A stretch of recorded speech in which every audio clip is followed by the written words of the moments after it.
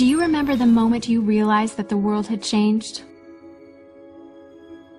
Let me tell you a quick little story that has nothing and everything to do with the future of our world and how you fit into it. In 1917, the United States faced a huge problem. They were working hard to compete in the industrialized economy, and there was a shortage. Not a shortage of oil or coal or other natural resources, a shortage of people, specifically obedient factory workers. The solution to this economic dilemma? It was an experiment of sorts. It hadn't been done before, until someone thought of it. Mandatory public school.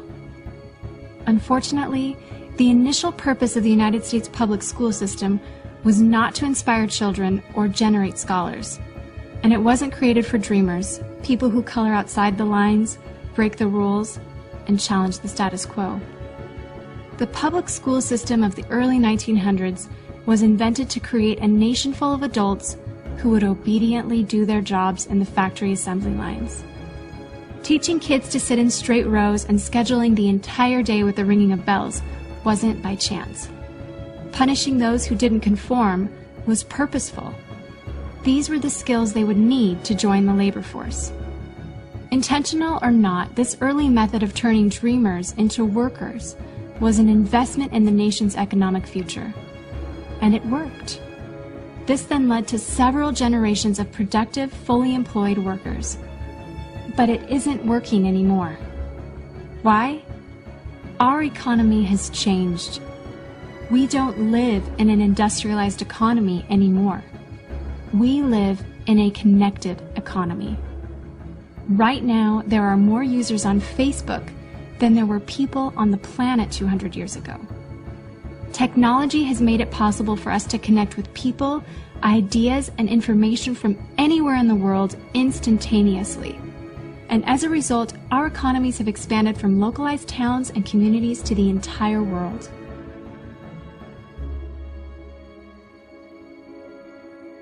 In the past, the obedient, do-what-you're-told without question people were rewarded for working hard and putting their dreams aside in order to toe the line.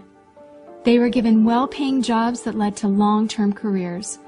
They were guaranteed pensions, benefits, and the promise that they would always be taken care of. And they were. But that promise is gone for most of us today.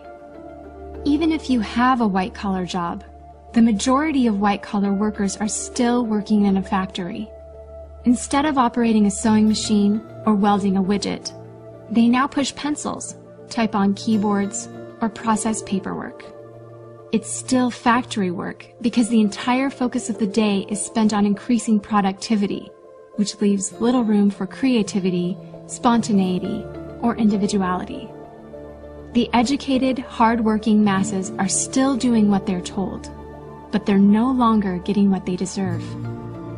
Even if you do everything you are told to do today, graduate from high school, go to college, get a degree, work hard in whatever job you can find, if you're lucky enough to find one, you're not guaranteed anything. Companies are being forced to change or die right now. Layoffs happen much more often than job openings appear, and the highest paying jobs are disappearing or heading overseas at an alarming rate. If you have a job where your boss tells you exactly what to do, he or she will always find someone cheaper than you to do it. Did you know that the average length of a job today is about 4.5 years? Contrast that to the 1960s when it was 40 years.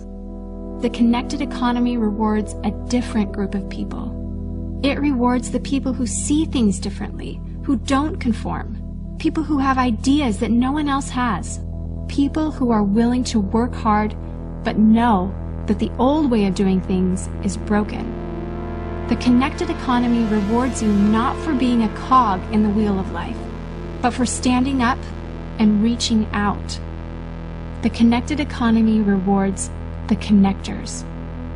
Whether it's connecting a person to a person, a business to a business to a product, or a product to a person, those who learn how to connect are the ones who will survive and excel in the connected economy. That is how the world has changed. It's not about to change. It already has. Things are different now, and they're not going back to the way they used to be. Look at Facebook. What's their product? It's you. Your network, your information, your ideas, they all have value. Does Facebook pay you for the money they make selling your information to advertisers? No. But we still use it because we have an innate desire to connect with people. In fact, neuroscientists have found that we are actually hardwired to connect with each other. Some people know how to leverage this innate ability in today's economy, but most don't. And because they don't know how to do it, most of them are paralyzed with fear, resisting the shift, despite clear indications telling them it's time to change. In 1917, a group of people performed an experiment that forever changed the way that we earned a living. The world today is facing another huge problem. We're facing a shortage of our own. Not a shortage of factory workers or consumers. The world has enough of those.